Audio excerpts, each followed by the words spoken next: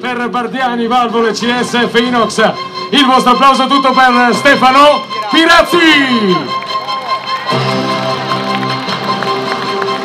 Stefano Pirazzi, Bardiani, CSF Inox, riceve la maglia azzurra, The King of the Mountain, il re delle montagne, da Massimo Rosso, assessore del comune di Cherasco.